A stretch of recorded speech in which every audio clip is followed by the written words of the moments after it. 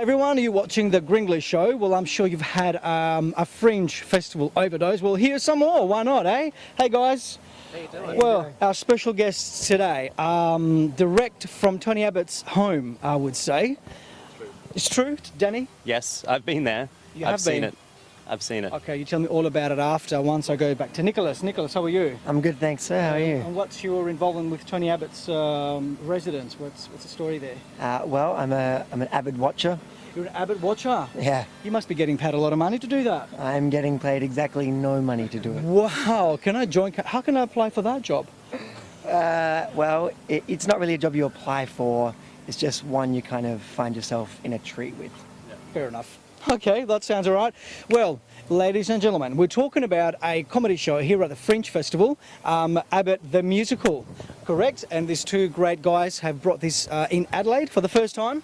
That's the first time, yeah, the debut performance, the Right. premiere is coming up. Is the Prime Minister informed about all this? He has actually been informed, so we've mailed off some invitations to Tony Abbott, to Bill Shorten, to some Right. local MPs. We want to get a bit of a posse, Okay. a poly posse. Fair enough. So let's go back to the origins of the idea of this show. How did you guys come up with this concept of Tony Abbott the Musical? And I'm surprised you didn't call it Abbott the Tragedy. It's a bit of a tragic comedy, really. That says it all. Yeah, I guess when it's thrown at you so often, it's definitely something that you think about, and it affects everyone. And I think it's kind of nice that we can get a little bit of social justice, strike back a bit at what's happened throughout the year, vent a little bit of frustration perhaps, and really maybe just make jokes where it's kind of a sad but funny situation. Sure. So you wanted to take the whole seriousness of the situation into a comedy, I suppose. Exactly. I think it's kind of like laughter is the best medicine, and we're all pretty sick of Tony. And so I guess in some ways the best way to vent is just to laugh about it. We've steered clear of being unnecessarily harsh or crude, which is why we're happy to invite him. It would be nice if he came along and saw a bit of a little, held himself up to the mirror. You can't say much about his fitness levels though. I mean, he's riding his bike, he's swimming. Although his lycra outfit, I don't think he's managed to keep a lot of things in place, I suppose. Maybe some of his bodily parts, but that's another question, So during that show, guys, Abbott the Musical, what do the spectators will see and why will they laugh? They will see hopefully a lot of semi-realistic day-to-day goings-on of the Prime Minister, but also it's kind of like a fictionalized version of his first year. He's got to get around the country and meet all these demographics who are kind of sick of him, and he's basically got to convince them why he's still a good person and a good leader of a country.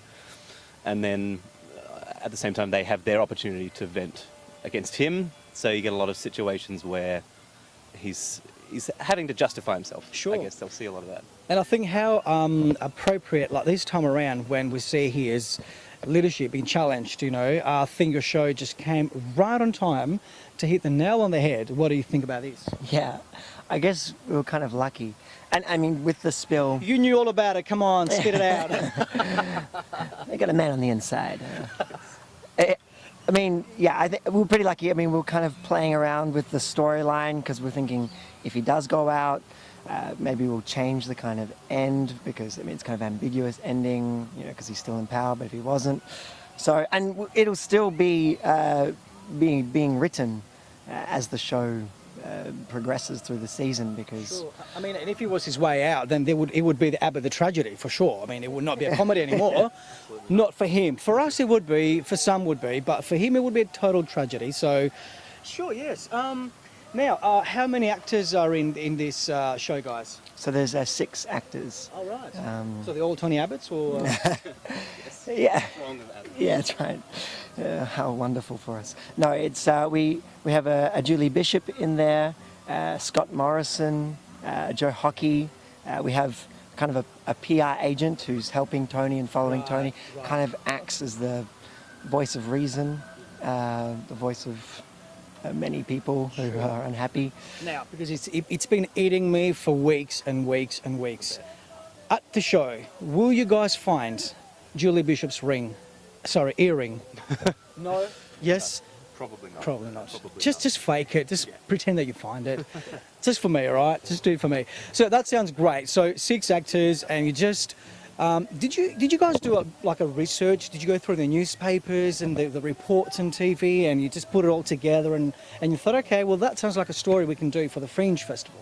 Pretty religiously, we've watched Tony Abbott over the last 6 months. And Did you have dreams of I him? actually have had dreams, both dry and wet, where, so basically we had to stick really closely to what he was saying, what he was doing, go through all his repertoire of Abbottisms and just work out, because a lot of them are pretty self-effacing. I mean, like he almost insults himself a lot of the time just by opening his mouth. And so we try to work out how we could take those comments and put them in a context that almost lets him justify himself. And so each day, you know, we'd wake up, read the paper, and we would find another scene to write, kind of thing. This is what I call love. I mean, you're just in love with the Prime Minister. Is that what it is? Like love, pure love. It's obsessive. It is obsessive. I can imagine. So, guys, tell me, the show, showing what days, what venue, and is there a co-payment going with it? The co-payment was included, and then of course taken back just recently. We had to just bump it up another $7. It's not a co-payment anymore. Now it's a... exactly. Right. Just like the Adelaide City Council, Yeah, you know, exactly. that's what they do. Fair enough. So it starts Wednesday week, 4th of March, and runs basically the last 2 weeks. Whereabouts? What venue? Up at the North Adelaide Channel 9 studios on Tint Street. Yep. Kevin Crease Studios, so it is $13, $7 co-payment, and it starts at pretty much 6:30 each night. Okay. Yeah. And if you don't pay the co-payment, is there a shirt fronting, or what's the story there? Do I get a lycra outfit, a bike, or a speedo, red speedos, or what's? You won't receive your cervical cancer immunisation. Fair enough. Unfortunately. It's unfortunate. Oh, well, that's part of life, I suppose. You know, what can you do? Guys, I want to thank you so very much for coming to the show, Danny and Nicholas. Nicholas, what a Greek name, seriously. I mean, you fit perfectly at the Grenglish show.